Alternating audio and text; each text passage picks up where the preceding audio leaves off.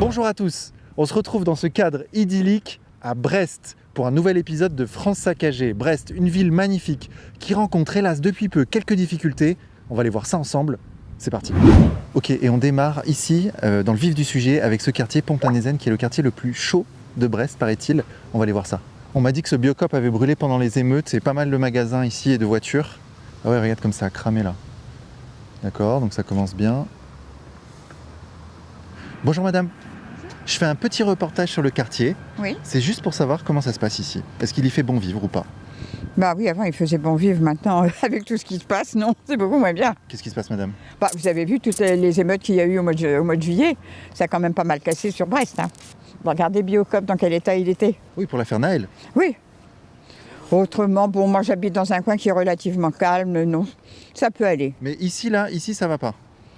Bah ici, non, de ce côté-là, ça n'allait pas. Mais moi, On m'a dit qu'il y avait des points de deal. C'est vrai ça? ça, je peux pas vous dire, mais je suis sûre qu'il y en a. Ah bon?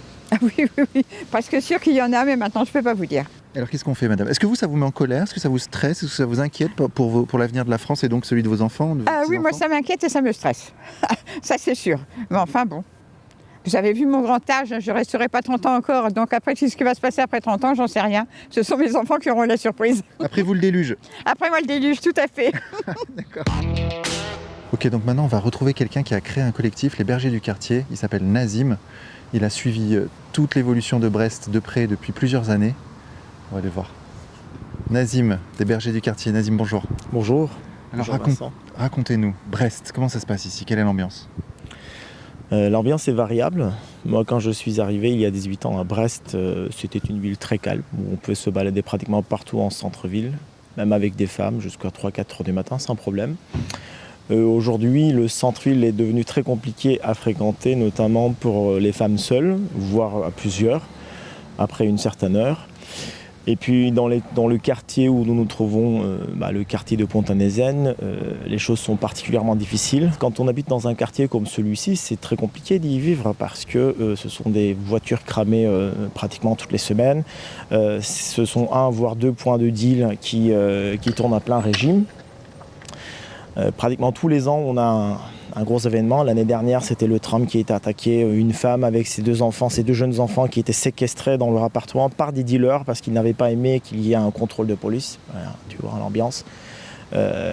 Ensuite, pendant les émeutes, pareil, c'était très chaud. Visiblement, c'était des bâtiments brûlés, des voitures brûlées et puis des feux d'artifice sauvages très réguliers. Et ça s'est dégradé ou pas? Ça s'est clairement dégradé. Depuis combien de temps? Moi je dirais sur les 4-5 dernières années, c'est devenu... on ne peut plus le cacher, si tu veux. Moi je ne m'en rendais pas compte avant le Covid. C'est surtout pendant le Covid, puisqu'ils étaient fermés, enfin nous étions tous enfermés, sauf que le citoyen honnête respecte évidemment toutes les interdictions. Le voyou, il se livrait à des rodéos sauvages toute la journée, de 13h jusqu'à 23h, sans rien exagérer. Sachant que la mairie, avec l'État français, a investi 100 millions d'euros. Attention, vérifiez le chiffre, 100 millions d'euros pour la reconstruction de Pont-à-Nézen. Et ils ont fait passer exprès le tram de Brest dans le quartier, devant le quartier. Le tram qui sert justement régulièrement de point d'attaque aux voyous. Parce que dès qu'ils ne sont pas contents, parce qu'il y a une descente de flics sur un point de deal, parce qu'il y a une agression et puis pareil, ils ne sont pas contents, et qu'est-ce qu'ils font? Ils attaquent le tram. Alors je précise que contrairement à ce que pourrait laisser penser la luminosité, on est venu ici tôt parce qu'en fait l'après-midi ça commence à devenir chaud. Donc pour pouvoir faire le reportage tranquille, on est venu ici à 10h. Et le soir, quand vous rentrez, c'est tranquille le quartier ou vous entendez des choses? De temps en temps, comme vous vivez ici, il y a beaucoup de voitures brûlées, comme ça. Ah oui? Oui. Mais on est en train de dormir, on voit le chaud. Je ne sais pas ça. Mais c'est pas normal ça? Oui, bien sûr. Et on fait quoi alors? Et moi, j'ai fait quoi? Ah ouais. Appeler la police? Moi? Oui. La police, il vit. Ça, c'est le travail des polices. Oui, et il faut rien. Il faut qu'on va vérifier là.